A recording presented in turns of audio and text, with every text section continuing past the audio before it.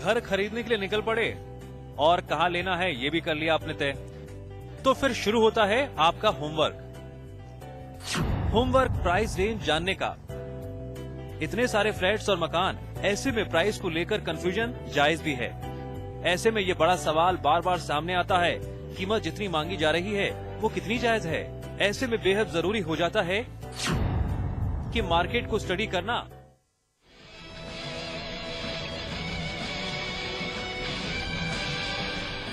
Tax बोलने में बहुत आसान, समझना उतना ही मुश्किल।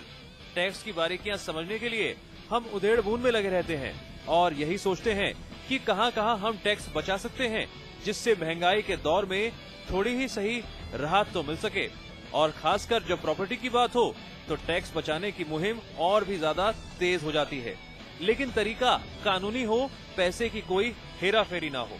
तो चलिए आज हम आपकी ये मुश्किल दूर करने जा रहे हैं। जरा गौर से समझिएगा, क्योंकि प्रॉपर्टी खरीदते और बेचते वक्त टैक्स कैसे बचाएं, इसके लिए टैक्स से जुड़ी हर छोटी से लेकर बड़ी बात को समझना है बेहद जरूरी।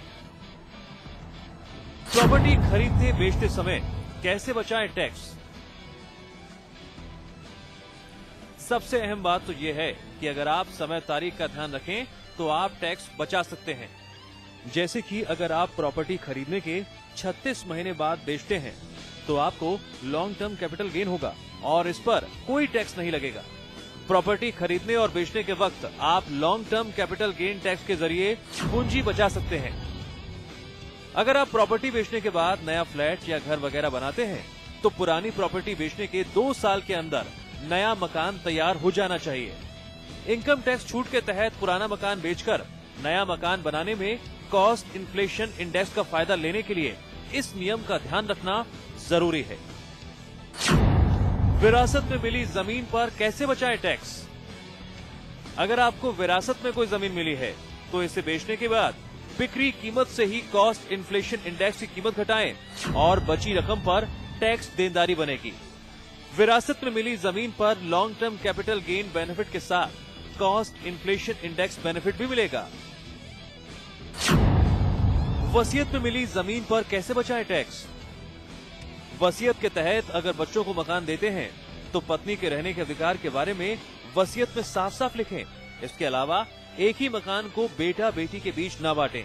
अगर आपके पास एक से ज्यादा मकान या प्रॉपर्टी है तो उसे अपने बच्चों के बीच में अलग अलग बांटें और इस पर अलग अलग टैक्स छूट का फायदा आपको मिलेगा। गिफ्ट में मिली जमीन पर टैक्स कैसे बचाएं? मान लीजिए किसी व्यक्ति को अपनी पत्नी के पिता द्वारा गिफ्ट में जमीन मिल रही है तो इसे बेचने और नए मकान जमीन में निवेश करने पर कोई टैक्स नहीं देना होगा। मुआवजे की राशि पर टैक्स। अगर सरकार द्वारा एग्रीकल्चर लैंड के बदले मुआवजा दिया जाता है तो इस पर आयकर की सेक्शन 10 के तहत किसी भी तरह की टैक्स देनदारी नहीं बनती है और आप टैक्स छूट का फायदा उठा सकते हैं। विदेशी नागरिक कैसे बचाएं टैक्स? अगर आप विदेश में रहते हैं और वहां से भारत पैसा भेजते हैं तो इस पर किसी तरह का कोई टैक्स नहीं लगेगा। वहीं विदेश में रहकर भारत में निवेश करें तो इस पर भी कोई टैक्स देनदारी नहीं बनती है। आप प्रॉपर्टी भी खरीद सकते हैं और बेच सकते हैं, इस पर भी टैक्स नहीं लगेगा। हालांकि कुछ बातों का ध्यान रखना होगा, जैसे फेवर नियमों का ध्यान रखकर एनआरआई अकाउंट का पैसा निवेश कर सकते हैं और बेचने वाली प्रॉपर्टी एग्रीकल्चर लैंड ना हो, तभी आपको ये छूट मिलेगी। तो बस आगे से आप प्रॉपर्टी में निवेश कर रहे हैं या बेच रहे हैं तो टैक्स से जुड़ी इन बातों का रखें ख्याल और बचाएं टैक्स। सौरभ सहानी, समाचार प्लस। तो आपने देखा कैसे जो है आप टैक्स बचा सकते हैं। इस पर विस्तार से हम चर्चा करेंगे हमारे खास मेहमान से। शरद बंसल जी, बायर्स की रिपोर्ट, बायर्स की जो नजर है इस रिपोर्ट पर खास तौर से होगी और आप पर भी होगी कि आपके जादू के पिटारे से ऐसे कौन कौन सी वजह निकलकर सामने आए जिससे वो टैक्स बचा सके और आपको कहें thank you very much. Buyers को और इन्वेस्टर को पैसा लगाते हुए इसका ध्यान रखना चाहिए एक प्रॉपर्टी को कितने उसे प्रॉफिट के लिए इन्वेस्ट कर रहा है या वो अपने रहने के लिए कर रहा है। सबसे मुद्दा ये है जी। अगर वो इन्वेस्ट कर रहा है उसे 3 साल से ज्यादा के लिए इन्वेस्ट नहीं करना चाहिए कैपिटल गेन से अपने को बचाने के लिए। जी। अगर कैपिटल गेन के उसमें प्रॉफिट और लॉस के उसमें पड़ जाएगा और उसे लॉन्ग टर्म में ना करके उसको इन्वेस्टमेंट का फायदा नहीं होगा। अगर वो एंड यूजर है तो उसको कोई किसी तरीके की सोचने की जरूरत नहीं है, वो अपने लिए ले रहा। अगर इन्वेस्टमेंट के लिए उसे पैसे को रिसाइकिल करना है, कोशिश करनी चाहिए 30 से 36 महीने के बीच में उसे बेच दे और उसे री इन्वेस्ट कर दे रेजिडेंशियल प्रॉपर्टी में। एक प्रॉपर्टी को बेच के अगर दूसरी प्रॉपर्टी 2 साल के अंदर ले लेते हैं, किसी तरीके का इसके ऊपर टैक्स नहीं है। और जो पहली प्रॉपर्टी परचेज करा उसके ऊपर जो एजम्पशन है, अगर वो 2-3 प्रॉपर्टी बेच रहा है तो किसी जो फर्स्ट प्रॉपर्टी है उसके ऊपर एजम्पशन मिलेगी उसे। जी, वाकई में शरद जी आज आपके और हमारे पॉइंट्स काफी मैच कर रहे हैं लगातार। सौरभ, टैक्स की जब बात करते हैं तो वाकई में इसकी बारीकों को समझना इतना आसान नहीं होता है, लेकिन छोटी सी बात, बायर्स को कहीं से भी कोई रास्ते मिल जाए टैक्स बचाने के तो वो काफी राहत महसूस करता है। दिव्यांग, जब भी इन्वेस्टमेंट करते हैं तो टैक्स लोगों को ज्यादातर जो नए होते हैं, नए इन्वेस्टर्स होते हैं या एंड यूजर्स होते हैं, उन्हें टैक्स की कैलकुलेशन नहीं कर पाते। तो जनरली बेसिक प्राइस हो गया या उन्हें टोटल कॉस्ट करके बता दी बिल्डर ने या किसी ब्रोकर ने या उसके चैनल पार्टनर ने कि भाई आपको 30 लाख की कॉस्ट है। उसके बाद वो आगे के जो टैक्सेस होते हैं, सर्विस टैक्स हो गया या बहुत से टैक्सेस होते हैं, तो उनकी कैलकुलेशन नहीं कर पाते। तो इनकी वजह से उन्हें 3 से 4 लाख का जो टैक्सेशन होती है वो बढ़ जाती है। तो अगली जब भी इन्वेस्टमेंट करें तो टैक्सेस को ध्यान में रख के जो हमने ऑप्शंस बताए हैं, 4-5 ऑप्शंस हैं, चाहे एनआरआई क्लाइंट्स हो वो उनको कोई टैक्स नहीं लगेगा, चाहे वो सेल परचेज करें या ट्रांसफर करें यहाँ पर अमाउंट, चाहे एग्रीकल्चर लैंड हो, इसमें कोई पैसे टैक्स नहीं पे करना पड़ेगा। तो इस तरह की प्रॉपर्टीज में अगर वो इन्वेस्ट करते हैं तो अपना टैक्स बचा सकते हैं। सौरभ, मैं आपको कहना चाहूंगा, जिसमें टैक्स प्लानिंग के लिए बहुत से कंसल्टेंट हैं, सीए हैं, जो अच्छे प्रॉपर्टी कंसल्टेंट हैं, उनके यहाँ भी इसके सुविधाएं होती हैं जिससे टैक्स प्लानिंग कर सकें। जब तक इन्वेस्ट करने से पहले आपके पैसे की प्लानिंग नहीं होगी तो इन्वेस्टमेंट आपकी वो खतरे में। ऐसे इन्वेस्टमेंट का तो कोई फायदा नहीं ना, करने के बाद आपको रात को नींद ना आए या इतना टैक्स का बोझा आ जाए। इन्वेस्टमेंट में आप प्रॉफिट करना चाह रहे थे, प्रॉफिट की जगह आपको एक लायबिलिटी बन जाए। वाकई में हमने कोशिश की है कि हम वो रास्ते आपको बता सकें जिसके मद्देनजर आप कानूनी तरीके से बिना पैसों की हेराफेरी किए हुए टैक्स बचा सकते हैं। सौरभ, आप भी बने रहे हमारे साथ और शरद बंसल जी आप भी बने रहे हमारे साथ। कई और मसले हैं जिस पर करेंगे हम आपसे विस्तार से चर्चा। आगे बढ़ते हैं। घर या फ्लैट खरीदने जा रहे हैं तो एक जैसे घरों की कीमतों के बारे में अच्छी तरह से कर लें जांच पड़ताल। अपने पसंदीदा फ्लैट की कीमत तय करने वक्त पूरा मोलभाव करना ना भूलें, क्योंकि आमतौर पर डेवलपर्स हों या ब्रोकर्स घर की कुछ ज्यादा कीमतें मांगते हैं।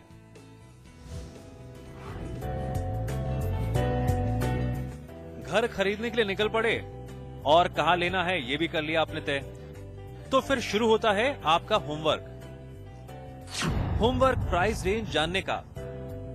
इतने सारे फ्लैट्स और मकान, ऐसे में प्राइस को लेकर कंफ्यूजन जायज भी है।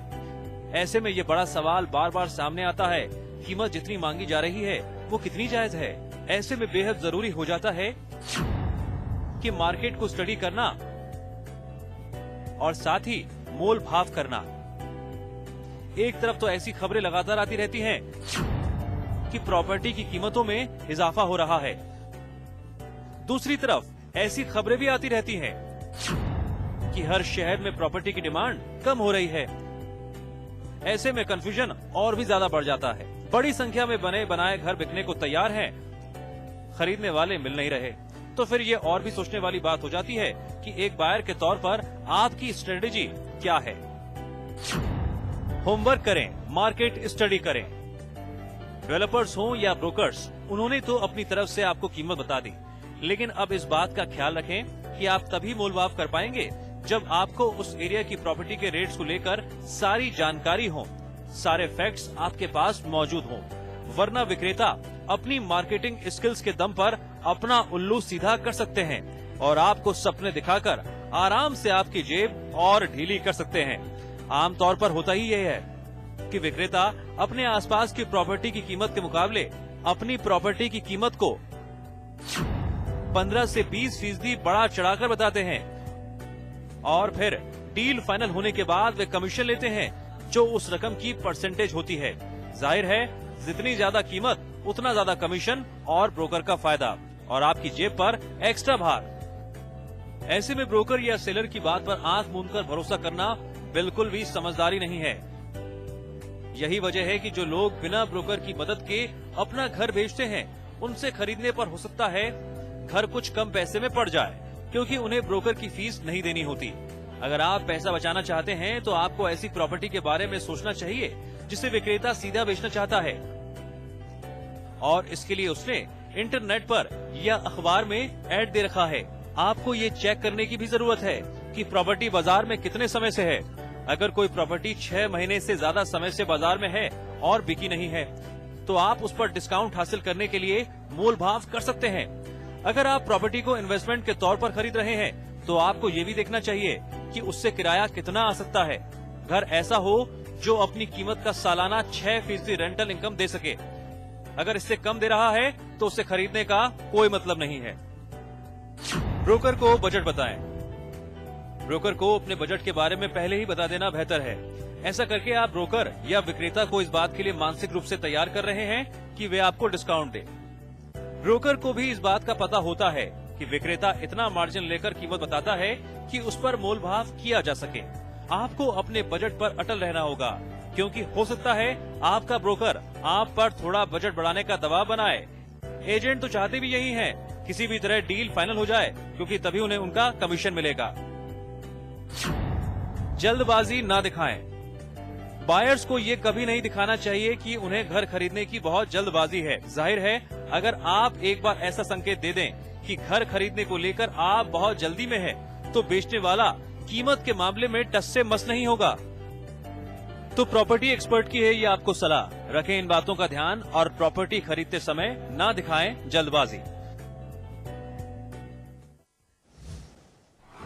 जी हाँ, ज्यादा पैसे ऐसे कैसे। शरद जी, आपने इस रिपोर्ट को देखा और समझा भी होगा, क्योंकि हम अक्सर देखते हैं कि ब्रोकर्स अपनी स्ट्रेटेजी से, अपने कम्युनिकेशन स्किल से इधर का उधर, उधर का इधर कर देते हैं और बायर्स हो जाते हैं कंफ्यूज। उन्हें लगता है वाह, बहुत अच्छा चीज हमें मिलने वाली है, पैसे ज्यादा हैं तो क्या बात है। देखिए, जितने भी डेवलपर बिल्डर हैं, ये बड़ी बड़ी लुभावनी स्कीमें लेकर आते हैं। जी जी। और उसके साथ जो ब्रोकर है वो कैसा इंस्ट्रूमेंट का रोल करता है कि उसको ज्यादा से ज्यादा प्रॉफिट, ज्यादा से ज्यादा उसको पैसा कम समय में दिलाने के वायदे करके उसको मार्केट में उतारता है। जब मार्केटिंग ट्रेंड एक ऐसा हो गया, लोगों से पैसा शरद जी, ऐसे में बायर्स को क्या करना चाहिए जब वो मार्केट में निकलते हैं? इतने सारे हम देखते हैं कि ब्रोकर्स हैं, डेवलपर्स हैं, जो आपको तरह तरह की बातें, लोक लुभावन वायदे कर रहे हैं, बातें कर रहे हैं, उनसे बचते हुए मोल भाव कैसे करें? बेसिक बातें। देखिए, आपको एक तो लुभावनी चीजों के उसमें अट्रैक्ट नहीं होना चाहिए जी। एक की जगह 3-4 ब्रोकर से बात करें। उसको मकान को जब वो कोई प्रॉपर्टी इन्वेस्ट करते हैं, उसके लिए खाली पैसा मत लगाएं, अपना समय भी लगाएं। आज के बायर के साथ मुसीबत यह है, उसके पास पैसा तो बहुत है लेकिन उसको समय नहीं है। फोन पे बात करेगा, मैं इतना चेक भेज रहा हूँ, क्या डिस्काउंट है, ना तो मकान की क्वालिटी, ना वर्कमैनशिप, कोई चीज नहीं देखता, इन्वेस्ट करने के लिए जूझता रहता है, एक फैशन की तरह से टूटा हुआ है। जब तक वो अपने आप अपनी समझ सूझबूझ का वो इस्तेमाल नहीं करेगा, ब्रोकर तो उसे उल्लू बनाने में लगा ही रहेगा। जी जी। ब्रोकर को अपनी कमीशन हटनी है, डेवलपर को अपना पैसा चाहिए, लेकिन सही समय पे सही मकान, सही एरिया, सही स्पेसिफिकेशन, और जो उसने ब्रोचर में आपको चीजें दिखाई हैं उसको वहां पे वो फॉलो भी कर रहा है नहीं कर रहा है, उसका टेक्निकल ऑडिट खुद करे, समय समय पे ड्यूरिंग कंस्ट्रक्शन जाके देखे वो क्वालिटी मेंटेन करी जा रही है या नहीं करी जा रही। नॉर्मली क्या होता है, जब एक डिमांड लेटर आता है, इंस्टॉलमेंट भेज दी जाती है, जब पोजीशन लेटर आता है, पोजीशन ले लेते हैं लोग, उसको लफड़े में पढ़ना ही नहीं चाहते कि हम वो मेहनत करेंगे तो पैसा बच सकता है। अगर बिल्डर मेरा, चलिए मेहनत की बात की तो एक बात हम भी बताना चाहेंगे दर्शकों को कि सौरभ, अक्सर जब हम भी किसी प्रोजेक्ट को लेकर बात करते हैं या किसी एरिया को बात करते हैं तो हमें भी स्टडी करना पड़ता है, ताकि कोई भी डेवलपर हमें जो कहे हम उस पर बातें यकीन ना कर ले। हमारे पास सारे फैक्ट्स होते हैं। क्या आप भी सौरभ दर्शकों को यही सुझाव देंगे कि वो भी पूरी तरह से मार्केट को स्टडी करें, ताकि सारे फैक्ट्स उनके सामने हो, बाजार में किस प्रॉपर्टी के कितने दाम हैं उन्हें पता चल सके, ताकि जो ब्रोकर्स कह रहे हैं वो उन बातों पर विश्वास न करें? दिव्यांश, चाहे बिल्डर के मार्केटिंग एग्जीक्यूटिव्स की बात हो या कोई ब्रोकर हो या उनका कोई चैनल पार्टनर हो, बेसिकली सब मार्केट के हिसाब से ही बायर्स को कन्विंस करने की कोशिश करते हैं। तो जब भी बायर जाए तो वो अगर वहां पर 50 बिल्डर है तो उनमें कम से कम 20 बिल्डरों की स्ट्रेटेजीज देखे, उनके इवेल्युएशन करे कि भाई उनका प्राइस क्या है, उनके प्रीवियस प्रोजेक्ट देखे कि उनकी प्रोजेक्ट जो प्रीवियस प्रोजेक्ट है उनकी कंस्ट्रक्शन क्वालिटी क्या है, क्या जो पुराने कस्टमर्स से उन्होंने, जो उनके कस्टमर्स हैं उनसे जो कमिटमेंट की गई थी, चाहे कंस्ट्रक्शन क्वालिटी से रिलेटेड हो, चाहे एमिनिटीज देने से रिलेटेड हो या प्राइस कमिटमेंट से रिलेटेड हो, वो सब पूरी हुई है या नहीं हुई है। जब तक आप इवेल्युएशन नहीं करेंगे तब तक आपको प्राइस सही नहीं मिलेगा। अगर आप ये इन सब चीजों को इवेल्युएट करके चलेंगे तो जो भी उसका चैनल पार्टनर है या मार्केटिंग एग्जीक्यूटिव है तो आप उससे जी जी बिल्कुल आसानी से नेगोशिएशन कर सकते हैं। जी, तो जी। नेगोशिएशन आपको करने का पॉइंट मिल जाएगा, आपको मार्केट प्राइस पता होगा, मार्केट प्राइस पता होगा तो आप डिस्काउंट उससे अच्छा ले पाएंगे। और वाकई सबसे बड़ी बात आज के डेट में जितने भी ब्रोकर्स हैं कोई क्रेडिट नोट्स पे आपको डिस्काउंट देने